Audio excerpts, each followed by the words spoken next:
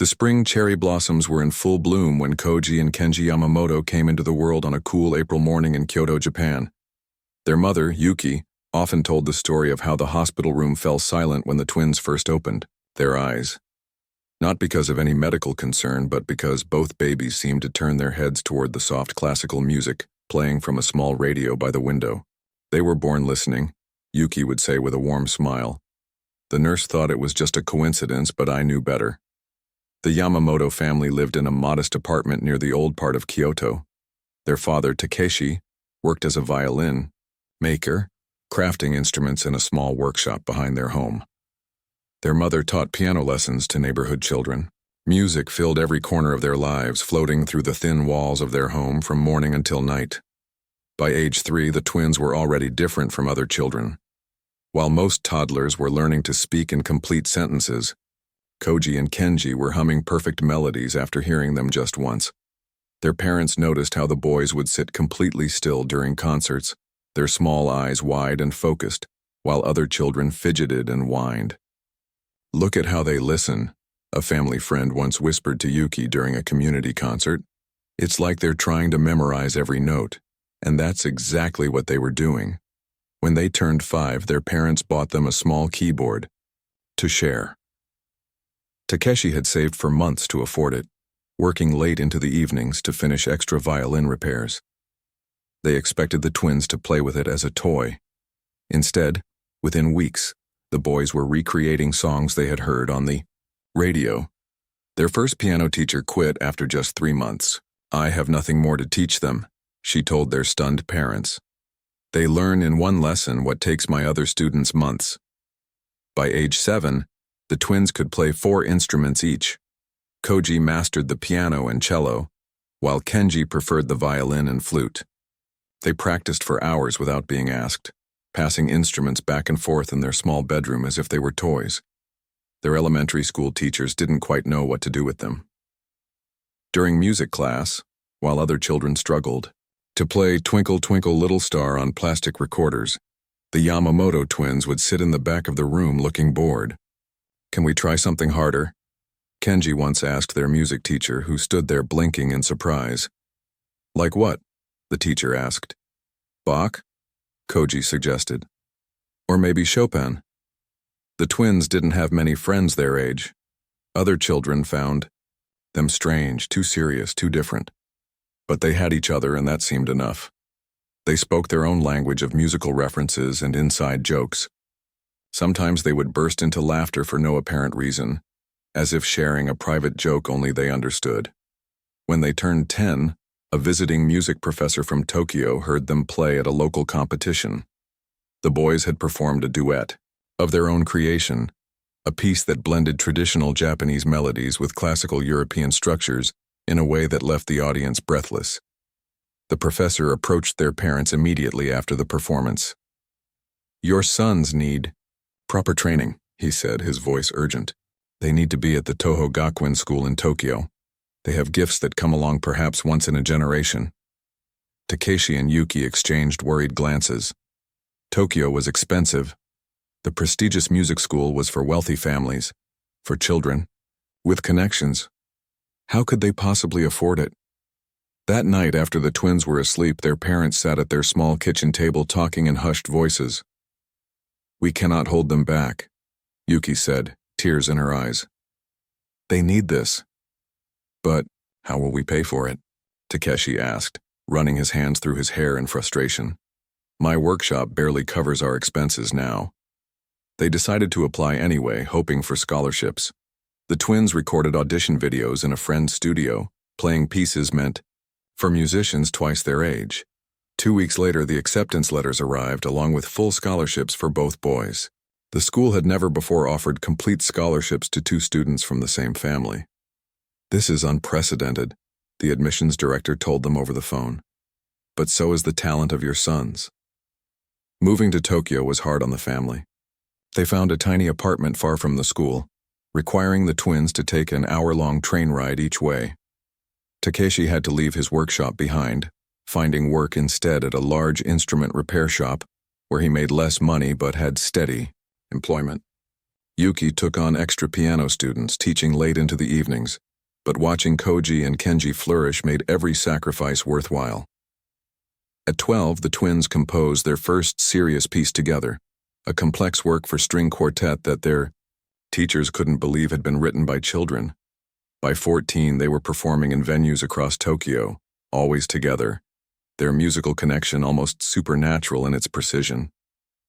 They don't even look at each other when they play, one reviewer wrote. It's as if they share one musical mind in two bodies. Their different personalities began to emerge as they entered their teenage years. Koji was quieter, more thoughtful, often spending hours perfecting a single passage. Kenji was bold and experimental, always pushing boundaries, sometimes breaking traditional rules just to see what would happen. Why does it have to be played that way just because it always has been? Kenji would argue with his teachers. Music should evolve. By 16, they were composing pieces that incorporated mathematical patterns. Koji had discovered a passion for number theory and began working mathematical sequences into their compositions. Kenji, meanwhile, had become fascinated with traditional Japanese music forms that had nearly been forgotten. Western music follows certain patterns, Koji explained to a journalist who interviewed them for a music magazine. But so does traditional Japanese music, just different ones. We're interested in where they meet, where they clash, and where they can create something new. The article caught the attention of music scholars around Japan. Soon the twins were invited to give talks about their compositional techniques at universities, standing before rooms of musicians and mathematicians twice their age. Their parents watched with a mixture of pride and bewilderment. How had their little boys, who once crowded together on a piano bench in their small Kyoto apartment, become these poised young men discussing complex musical theories? Sometimes I don't understand what they're talking about anymore, Takeshi admitted to his wife one evening. The music they create now is beyond anything I can fully comprehend. They've gone where we cannot follow, Yuki agreed, but her eyes shone with pride. When they were 17, the twins were invited to study for a summer at a prestigious music program in Vienna. It would be the first time they had ever left Japan. Their parents couldn't afford to go with them. The night before they left, their father presented them each with a gift, 2 violins he had crafted in secret over the previous year, working late nights after his regular job. "So you will always have a piece of home with you," he said, his voice thick with emotion. In Vienna, the twins encountered Western classical tradition at its source. They walked the same streets as Mozart and Beethoven, sat in concert halls with centuries of musical history embedded in their walls. But they also encountered prejudice for the first time. "Your technique is impressive," one famous instructor told them after a masterclass, "but you lack the cultural understanding to truly interpret European compositions." The twins exchanged a glance, having one of their silent conversations. "Perhaps," Kenji replied politely, "or perhaps European compositions could be interpreted through different cultural lenses." This comment caused a stir among the other students. Some approached the twins later, eager to discuss their ideas. Others kept their distance, viewing the Japanese teenagers as outsiders. When they returned to Tokyo, something had changed. They were no longer content to simply excel within the system. They wanted to challenge it, to expand it, to transform it. Their final recital at Toho Gakuen, just after their 19th birthday, broke every convention. They performed a piece they had composed that required the audience to participate, calling out numbers that determined which musical phrases the twins would play next. Traditional music critics were baffled. Younger audience members were enthralled. "The Yamamoto twins are not just musicians," wrote one forward-thinking critic. "They are revolutionaries, disguised as classical performers." By their early 20s, Koji and Kenji had become minor celebrities in Japan's classical music world. They appeared on cultural programs, performed at prestigious venues, and continued pushing the boundaries of what classical music could be. But they wanted more. They wanted the world to recognize that musical innovation wasn't limited to European or American composers. They wanted to show that Japan, and all of Asia, had valuable contributions to make to the evolution of classical music. They just needed the right opportunity, the right stage, the right moment to make their statement. That opportunity would come from an unexpected source. An arrogant Western conductor who would soon learn that musical genius speaks a universal language, one that transcends borders, traditions, and prejudice. It was a rainy Tuesday morning when Koji spotted the magazine on a newsstand near their apartment. The cover featured a stern-looking man with silver hair, arms raised dramatically as if commanding an invisible orchestra. The headline read, Maestro Anton Dvorak, the man who understands all music. Kenji, look at this, Koji said, grabbing the magazine and flipping to the feature article. The twins huddled under their shared umbrella, rain pattering around them as they read about the famous conductor. Anton Dvorak was considered one of the greatest musical minds in the world. Born in Austria, he had led the finest orchestras across Europe and America and was known for his photographic memory and perfect pitch. He claims he can hear a piece once and conduct it perfectly, Kenji read aloud, skepticism clear in his voice. That's not what bothers me, Koji said, pointing to a paragraph near the end of the article. The interviewer had asked Dvorak about the rise of Asian musicians in classical music. His response made both twins' faces harden. Asian musicians can certainly master technique, the conductor had said. They practice endlessly, like well-programmed machines. But true musical understanding requires cultural context. They can play our music, but they cannot truly feel it.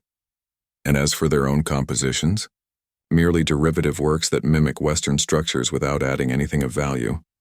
Kenji's hands tightened on the magazine, crinkling the glossy pages. He's coming to Tokyo next month, he said, tapping another section of the article. Part of his Asian tour. The twins looked at each other, one of their silent conversations passing between them. Are you thinking what I'm thinking? Koji asked. Kenji's smile was sharp. We need to show him how wrong he is. That evening, they skipped their usual practice routine. Instead, they sat at their small kitchen table with notebooks and pencils, their parents watching curiously as they wrote furiously, occasionally arguing in hushed tones. What are you two planning? Their mother finally asked, setting down cups of green tea beside them. We're going to challenge Maestro Dvorak, Kenji said without looking up. Their father raised his eyebrows. The famous conductor? How? With a composition he won't be able to understand, Koji explained. Something that requires knowledge of both Western and Japanese musical traditions. Their parents exchanged concerned glances. Takeshi pulled up a chair. Boys, he said gently, this man has been conducting for longer than you've been alive. He's led the Vienna Philharmonic, the Berlin Symphony. And he thinks Japanese musicians are just technical robots. Kenji interrupted, his voice tight, with anger. He thinks we have nothing valuable to contribute. This isn't just about us, Koji added more calmly. It's about respect for all Asian musicians and composers. Their mother sighed. Just promise me you won't do anything reckless. The twins smiled in unison. We won't, they promised, though the glint in their eyes suggested their definition of reckless might differ from their parents. For the next month, the Yamamoto twins worked like never before. They canceled performances, declined social invitations, and spent every waking hour on their new composition. Their small bedroom became a war room of musical notation, mathematical formulas, and historical texts on traditional Japanese music. This section needs to incorporate the golden ratio, Koji would say, scribbling numbers on manuscript paper. And here we'll use the Joha-Q structure, Kenji would respond, referring to the traditional Japanese aesthetic of beginning slowly, accelerating and then ending swiftly. They slept little, ate only when their mother insisted, and emerged from their room only to use the bathroom or stretch their cramped muscles. Their composition took shape slowly. They titled it Convergence, a piece that would require the conductor to understand not just the notes on the page, but the cultural and mathematical concepts behind them. We need to make it beautiful, Koji insisted during one late-night session. Not just complex. If it's only a puzzle, he can dismiss it as a trick. It will be beautiful, Kenji assured him, but it will also be impossible for someone with his biases to fully grasp. 3 weeks into their project, an unexpected opportunity arose. Their former professor from Toho Gakuen called with news.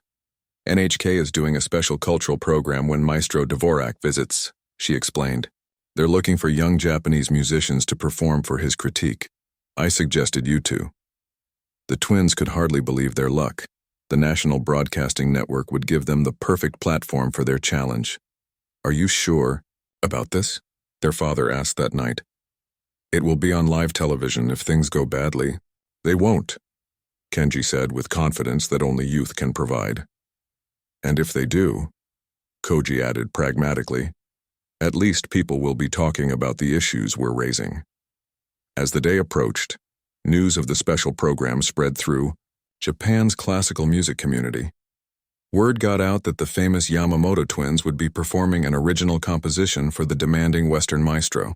I heard they're creating something revolutionary, one of their former classmates told a music blogger. They're setting a trap for Dvorak, another rumored. They want to prove Japanese composers are just as good as Western ones. The twins ignored the gossip and focused on perfecting their piece. They rehearsed constantly, making small adjustments until every note, every marking on the page served their purpose.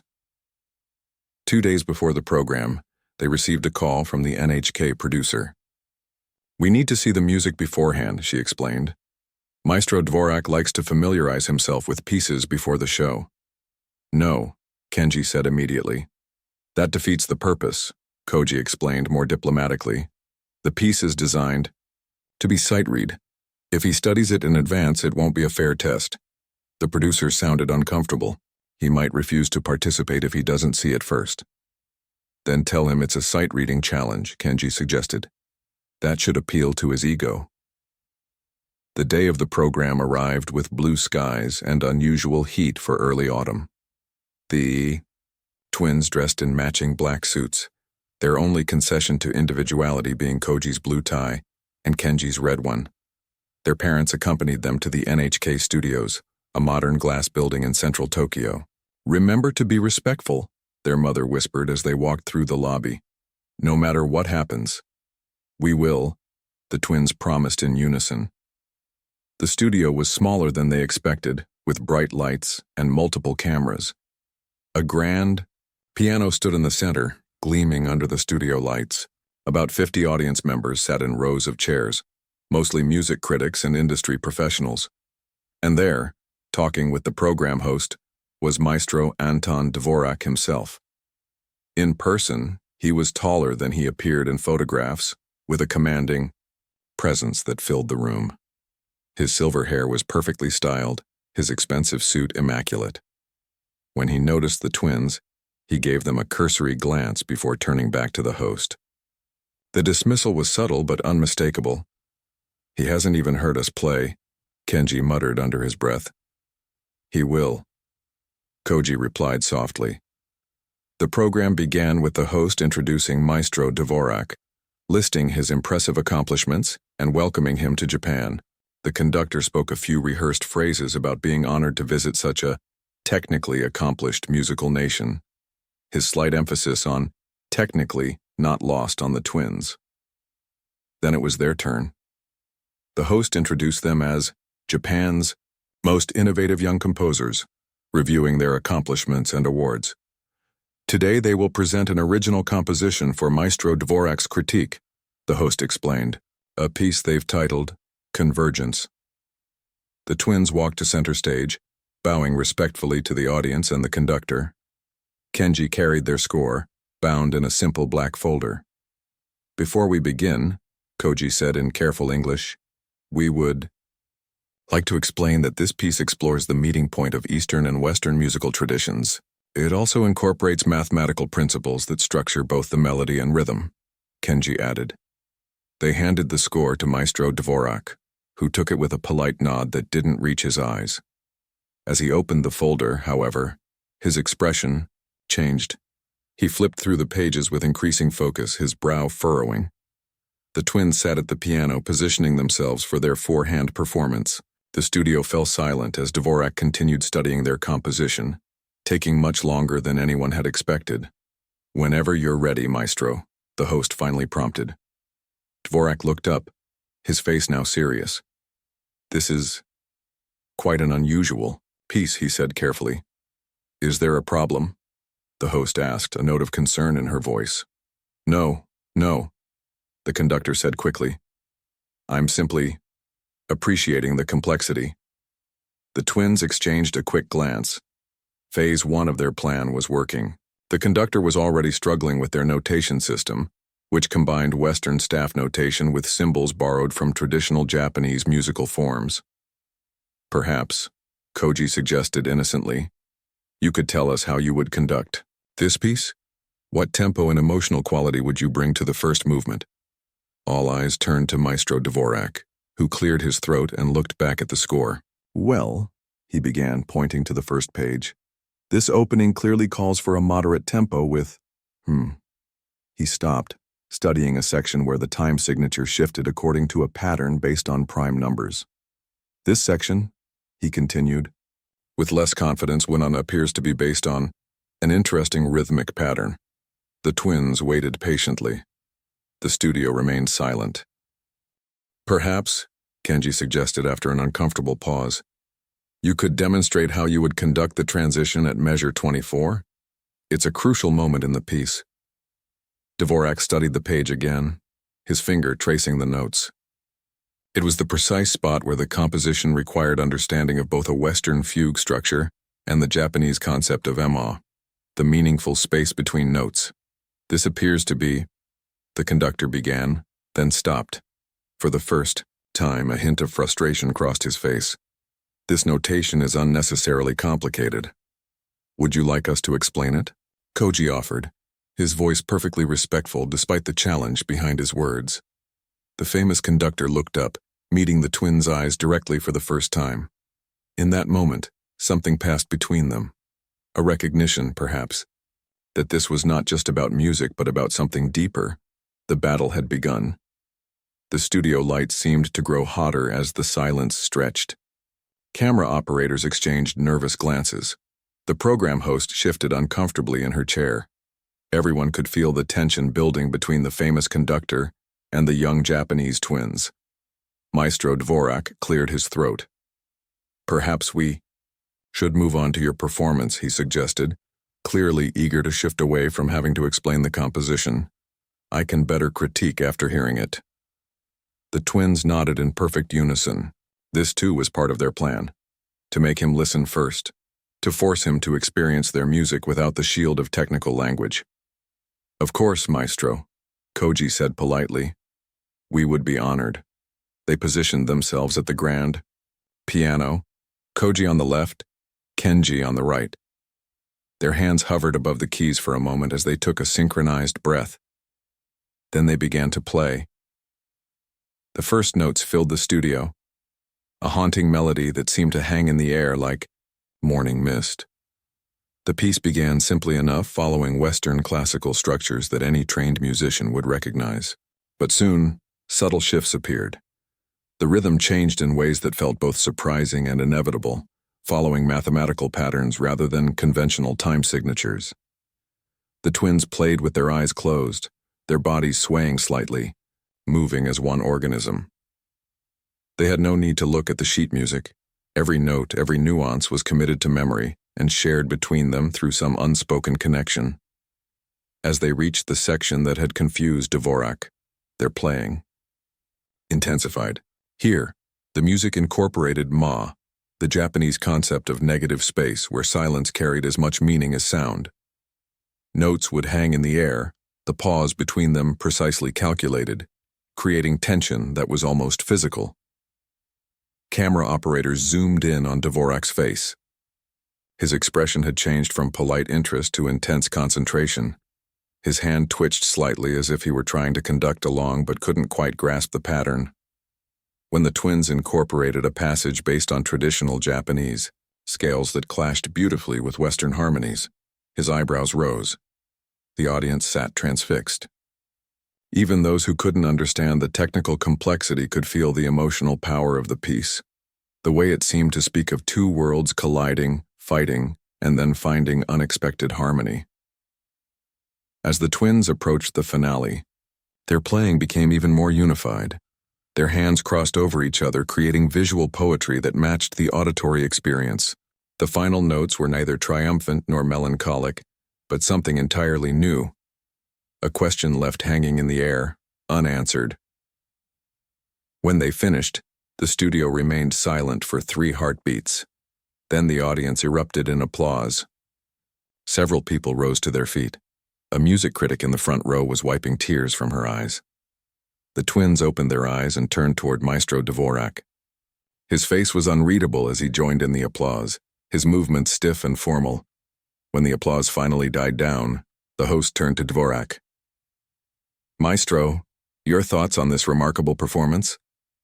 The conductor straightened his already perfect posture. "Technically brilliant, of course," he began, his voice carrying a forced steadiness. "The precision between the two performers is extraordinary." The twins waited. They knew what was coming, the but that would attempt to diminish what they had created. "However," Dvorak continued right on cue, "the piece itself seems designed more to showcase technical skill than to communicate genuine emotion. There are sections that frankly seem intentionally obscure." Kenji's jaw tightened almost imperceptibly. Koji placed a calming hand on his brother's knee, hidden from the cameras by the piano. "Could you be more specific, Maestro?" Koji asked, his voice innocent. "Which sections did you find obscure?" The conductor gestured vaguely at the score. "This middle section, for instance. The notation is unconventional." "That section is based on the Japanese concept of ma," Kenji explained, his voice level despite the fire in his eyes. "It's the meaningful space between notes, similar to how Western composers use silence but with specific cultural significance. And the rhythmic structure," Koji added, "follows a mathematical sequence based on prime numbers. Each measure's length is determined by—" "Yes, Dvorak interrupted with a dismissive wave. "Very clever, but music should communicate clearly, not hide behind mathematical puzzles." The host, sensing conflict, tried to steer the conversation. Perhaps Maestro could demonstrate how he would interpret the piece? It was a perfect suggestion, exactly what the twins had hoped for. They stood and gestured toward the piano. "We would be honored if you would play even a portion," Koji said with a respectful bow. Dvorak hesitated, his confidence visibly wavering. "I am a conductor, not a pianist," he said stiffly. "Then perhaps you could explain how you would conduct the transition at measure 42? Kenji suggested. "The section you mentioned finding obscure." The camera zoomed in as Dvorak returned to the score, examining the passage. The page showed a complex transition where traditional Japanese scales merged with Western harmonies, all structured around a mathematical pattern. "This measure appears to be in—" He paused, studying the notation. "4/4 time transitioning to 3/4? The twins exchanged a glance. He was wrong. "Actually," Koji said gently, "that section uses a variable meter based on the Fibonacci sequence. The time signature changes with each measure. 5/8, 8/13, 13/21. The conductor's face flushed slightly. "An unnecessary complication," he said dismissively. "Such mathematical tricks add nothing to the emotional content." "Perhaps," Kenji said, a challenge in his voice. "But wouldn't a conductor need to understand this structure to properly lead an orchestra through it?" The studio grew tense again. Everyone could see what was happening. The young composers were backing the famous maestro into a corner, exposing the limits of his understanding. Dvorak's expression hardened. "Young men," he said, his tone becoming condescending, "I have conducted the world's finest orchestras for 30 years. I have premiered works by the greatest living composers. I think I understand how to interpret new music." "Then please," Koji pressed gently, "show us how you would conduct from measure 50 to 60. The cameras remained focused on Dvorak as he studied the passage. Sweat had begun to bead on his forehead, not entirely due to the hot studio lights. "This section," he began with forced authority, "clearly requires a firm downbeat to establish the new tempo, followed by—" He trailed off, his finger tracing the notes with growing confusion. The passage incorporated aspects of gagaku, ancient Japanese imperial court music, with its unique approach to time and rhythm. Unless one understood this tradition, the notation would seem contradictory, impossible. After an uncomfortable silence, Kenji spoke. That section is based on Gagaku traditions, maestro. The rhythm follows a concept called jo-ha-kyu, beginning slowly, accelerating, then ending abruptly. Familiar with the concept, Dvorak snapped, though his expression suggested otherwise. Then you'll recognize how it interacts with the Western fugue structure we've incorporated, Koji added. The counterpoint follows Bach's principles, while the timing follows Japanese tradition. The studio had grown so quiet that the hum of the air conditioning seemed loud. Everyone was watching Dvorak, waiting for his response. The famous conductor looked down at the score, then at the twins, then back at the score. For the first time in the program, something in his expression changed. A crack in the armor of absolute certainty. This is... he began, then stopped. He took a breath and tried again. This is a highly unconventional approach. The twins waited, saying nothing. The silence itself was a challenge. Finally, after what seemed like minutes, but was only seconds, Dvorak looked up. His face had lost some of its color, and when he spoke, his voice was quieter. I would need more time with this score to properly analyze it, he admitted. The admission hung in the air. Everyone in the studio understood what had just happened. The world-famous maestro, the man who claimed to understand all music, had just confessed that he couldn't immediately comprehend the composition of two young Japanese musicians. The program host, sensing both the historical significance of the moment and the need to save the famous guest from further embarrassment, stepped in. Perhaps the Yamamoto brothers could explain their approach in more detail, she suggested. This could be a wonderful learning opportunity for our audience. Koji nodded graciously. We would be happy to. The twins took turns explaining their composition, their voices calm and clear. They spoke about the bridge they had tried to build between Eastern and Western musical traditions, about how mathematical patterns existed in both cultures' music but were expressed differently. Music is a universal language, Kenji explained, but it has many dialects. We wanted to create something that requires understanding multiple dialects to fully appreciate. As they spoke, something subtle shifted in Dvorak's expression. The dismissiveness faded, replaced by something more complex, not quite admiration, but perhaps the beginning of respect. When the twins finished their explanation, the host turned to Dvorak. Your thoughts now, maestro? The conductor was silent, for a moment choosing his words carefully. When he spoke, his tone had changed. I have always believed that music transcends cultural boundaries, he said slowly. Perhaps I need to consider that understanding music from different traditions requires more humility than I have sometimes shown. It wasn't a full admission of his prejudice, nor a complete surrender. But in the world of classical music, where egos were as finely tuned as the instruments, it was remarkable. The twins exchanged a glance. This was more than they had expected, not a humiliation, but something potentially more valuable, the beginning of understanding.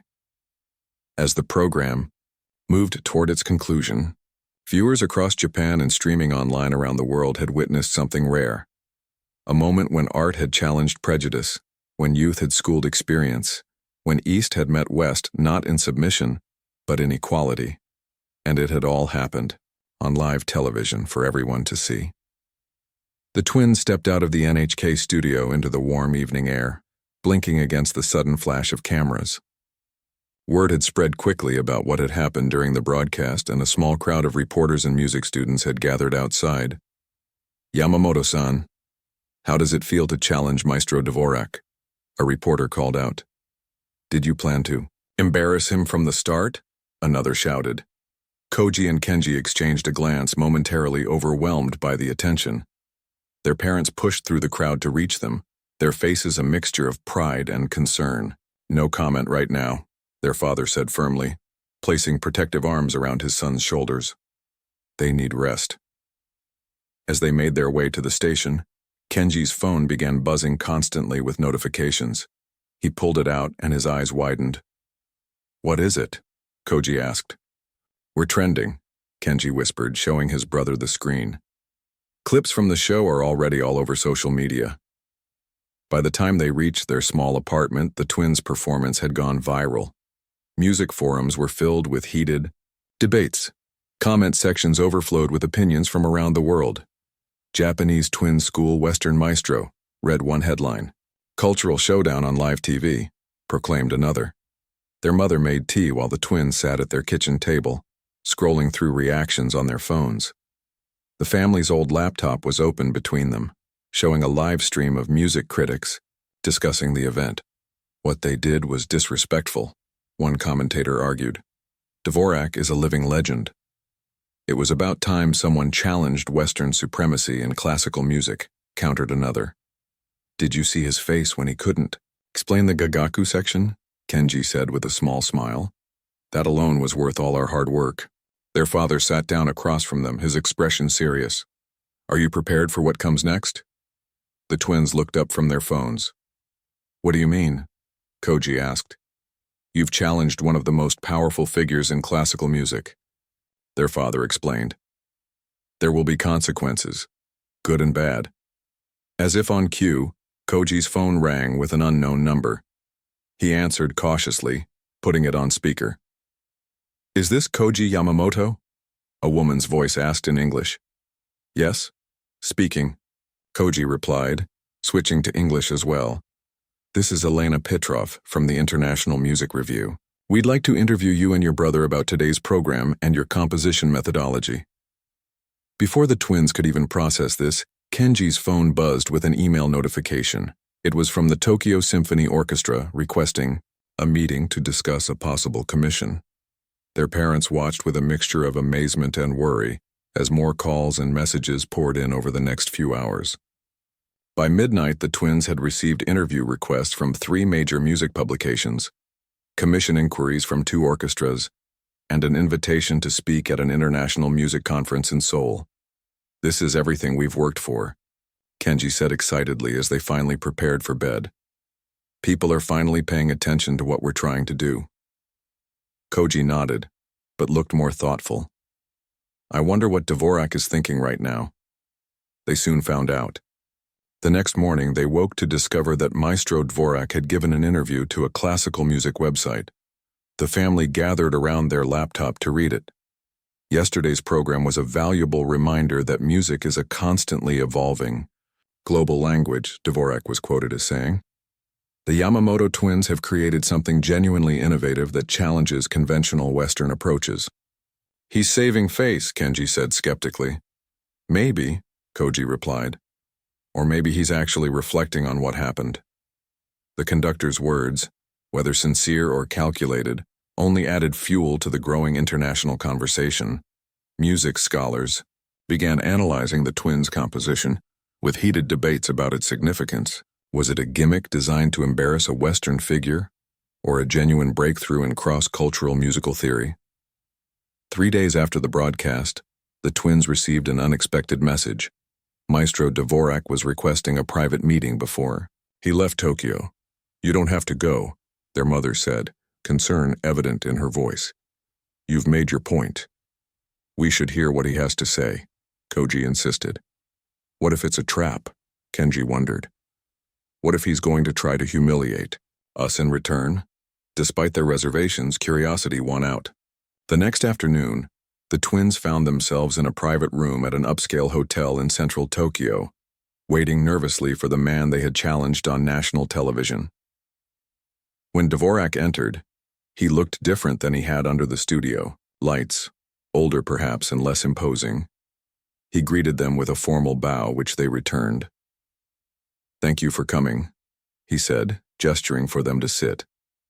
"I wanted to speak with you before false narratives about our encounter become the accepted truth." The twins exchanged a glance but remained silent, waiting.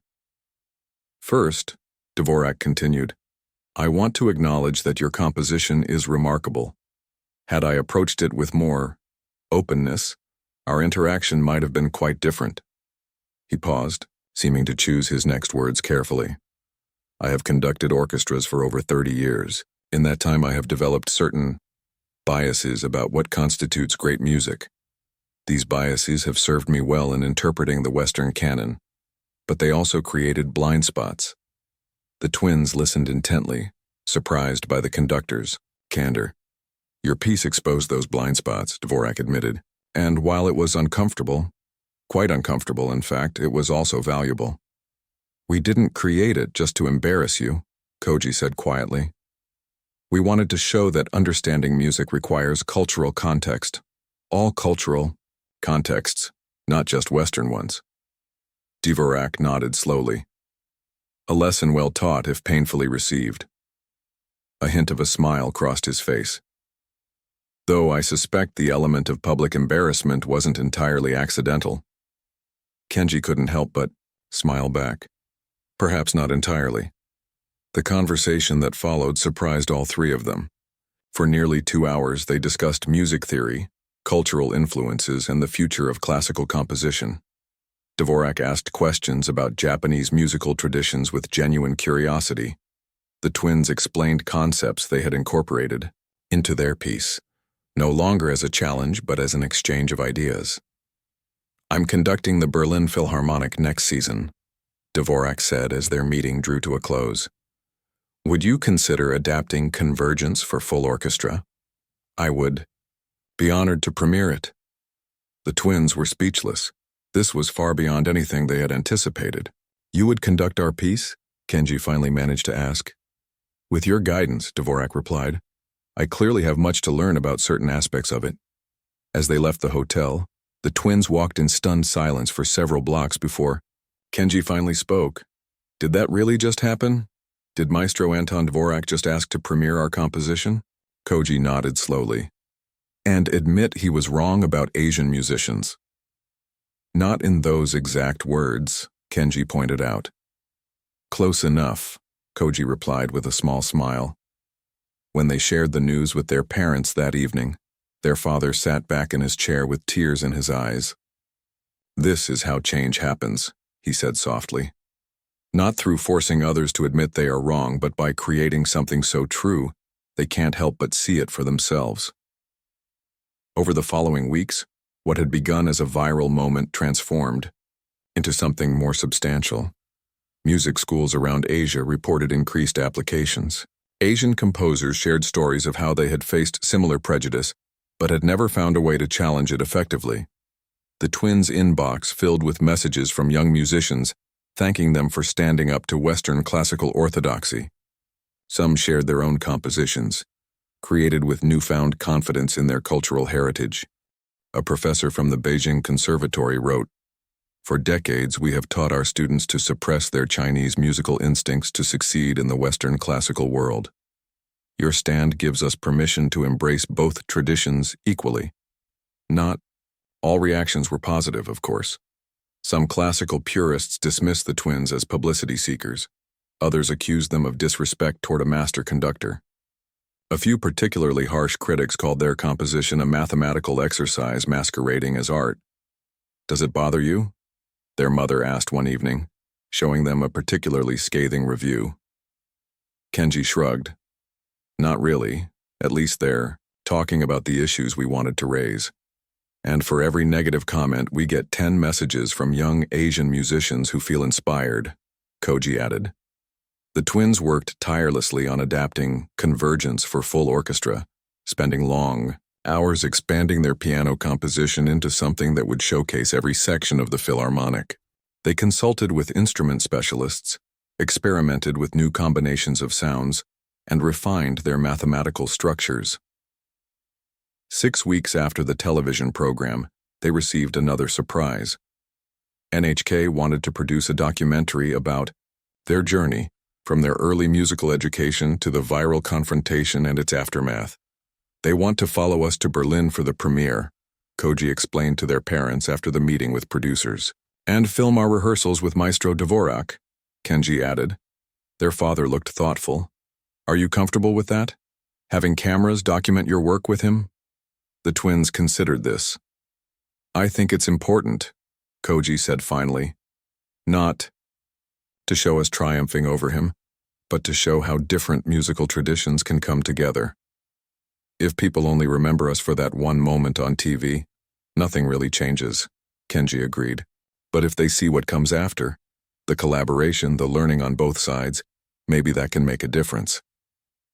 As spring turned to summer, the Yamamoto twins prepared for their international debut. What had begun as a challenge had evolved into an opportunity to reshape the conversation about Eastern and Western musical traditions. And somewhere in that evolution, both the twins and Maestro Dvorak had found something unexpected. Not just mutual respect, but a genuine appreciation for what each could learn from the other. The confrontation had made headlines, but it was the collaboration that would make history. The Berlin Philharmonic Hall buzzed with anticipation. Outside, a light snow fell on the December evening, dusting the shoulders of concertgoers as they hurried inside. Tonight's performance had been sold out for months, ever since the announcement that Maestro Dvorak would be premiering a new composition by the now famous Yamamoto twins. Backstage, Koji adjusted his bow tie for the third time, his fingers trembling slightly. "Stop fidgeting," Kenji said, though he was pacing the small dressing room. "You're making me nervous." 2,500 people, Koji murmured, plus the live stream viewers. "And the documentary cameras," Kenji added, glancing at the NHK film crew setting up in the corner. A gentle knock at the door interrupted them. Their parents entered, looking both proud and slightly out of place in their formal wear. "How are you feeling?" their mother asked, straightening Kenji's already perfect collar. "Like I might throw up," Koji admitted with a weak smile. Their father put a hand on each of their shoulders. "Remember when you were 7 and you played at that school recital? You were nervous then too."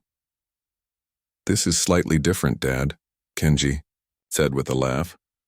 "That was 30 kids and their parents in a school gymnasium. The principle is the same," their father insisted. "You've done the work. Now you share it." Another knock, and a stagehand appeared. "5 minutes, gentlemen. Maestro Dvorak would like a word before you go on." The conductor was waiting in the wings, elegant in his tuxedo, his silver hair gleaming under the backstage lights. When he saw the twins, he smiled, a genuine smile that reached his eyes. "Nervous?" he asked. The twins nodded in unison. "Good," Dvorak said. "Nerves mean you. Care. I've conducted over 2,000 concerts and I still get butterflies." He looked at them each in turn. "What we're doing tonight matters. It's more than just a premiere."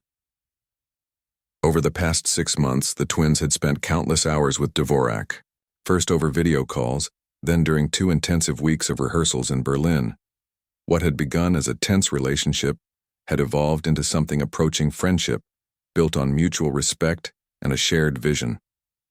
"Places, please," the stage manager called. Dvorak gave them a nod. "See you out there." The twins took their positions in the orchestra, not as featured soloists but as part of the ensemble, Koji with the first violins, Kenji with the woodwinds. This had been their idea. Convergence was about bringing traditions together, not setting them apart. The house lights dimmed. A hush fell over the audience. Then Maestro Dvorak walked onto the stage to thunderous applause. He bowed, then gestured toward the twins, who stood briefly to acknowledge the audience's welcome. The documentary cameras captured it all. The conductor's raised baton, the twins' focused expressions, the first notes filling the magnificent hall. Convergence had evolved since its original piano version. Expanded for full orchestra, it now unfolded like a journey across musical landscapes. The first movement began with familiar Western classical structures, gradually incorporating elements of traditional Japanese music. The second movement dove deeper into mathematical patterns. The orchestra divided into sections that played in different time signatures simultaneously, creating complex polyrhythms that somehow resolved into perfect harmony. In the audience, music critics leaned forward in their seats, pencils moving rapidly across notepads. Composers studied the innovative notation displayed on screens throughout the hall, and regular music lovers simply closed their eyes, allowing themselves to be carried by the sound. The final movement brought the piece to its climax, a passage where the entire orchestra seemed to speak with one voice, neither Eastern nor Western, but something entirely new. When the last note faded, the hall remained silent for one breathless moment before erupting into applause. The audience rose to their feet. Dvorak turned to the orchestra, then gestured for the twins to join him at the front of the stage. As they took their bows, tears shone in Koji's eyes. Kenji squeezed his brother's hand, his own face split by a wide grin. "We did it," he whispered. The reviews came quickly and were overwhelmingly positive. "A landmark in cross-cultural composition," wrote the critic from the Berlin Musical Review. "Dvorak and the Yamamoto twins have created not just a piece of music, but a template for the future of classical composition," declared Classical Music Today. Most gratifying were the responses from young musicians, particularly those from Asian countries, who saw in the twins' success a validation of their own musical identities. "For the first time, I feel I don't have to choose between my Chinese musical heritage and my classical training," one young composer wrote to them. "You've shown how they can strengthen each other." 3 days after the premiere, as the twins prepared to return to Japan, they received an unexpected invitation.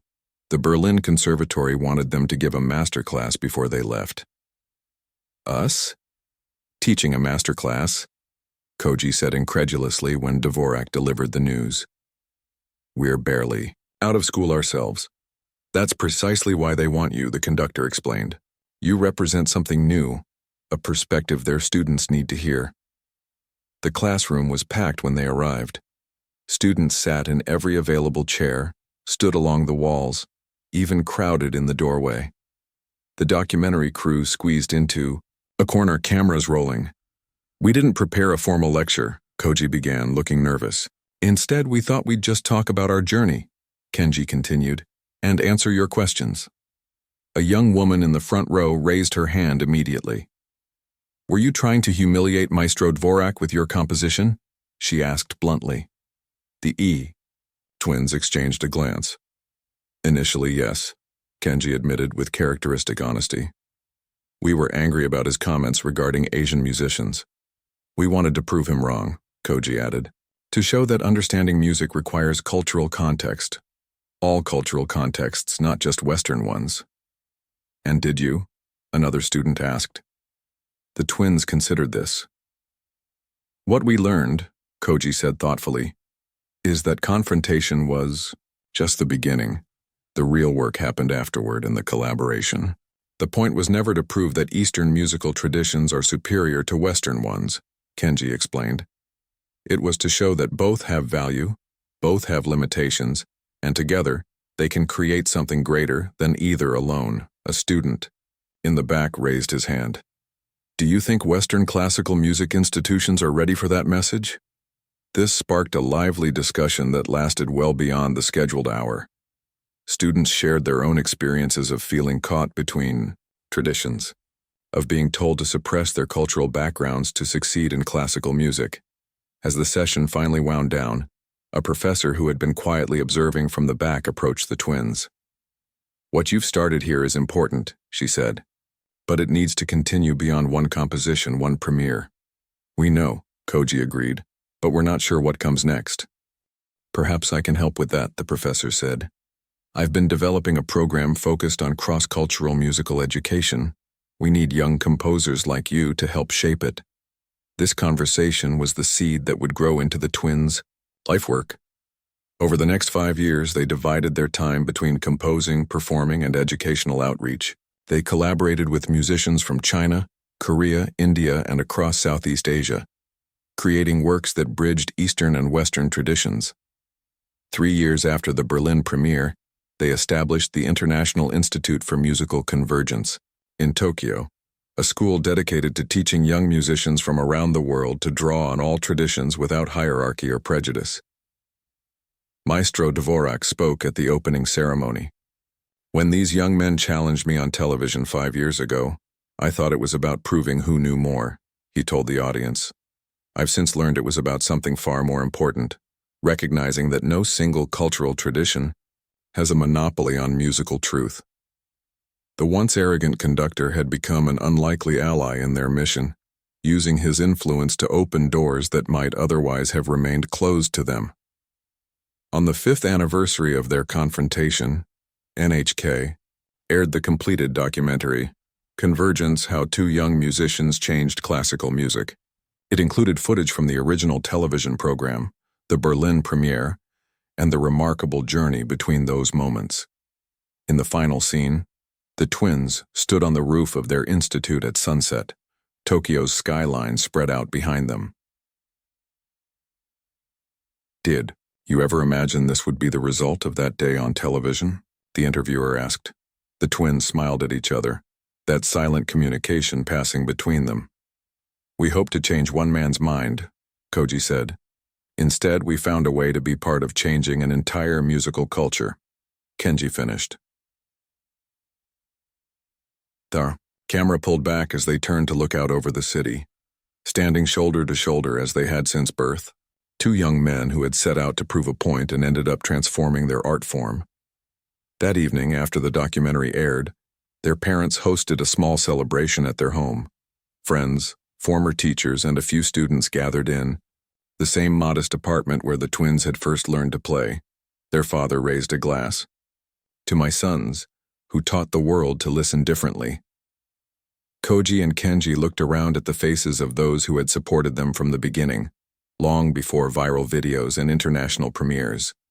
"We still have so much more to do," Kenji said later as the twins washed dishes side by side, just as they had as children. "Yes," Koji agreed. "But tonight let's just enjoy how far we've come." From a challenge born of anger had grown understanding, collaboration, and ultimately transformation. Not just for the twins and the famous conductor, but for countless young musicians who would never again have to choose between honoring their heritage and pursuing their art. And it had all begun with a simple, defiant question. What happens when you present a piece that challenges everything someone thinks they know about music? The answer, it turned out, could change far more than either side expected.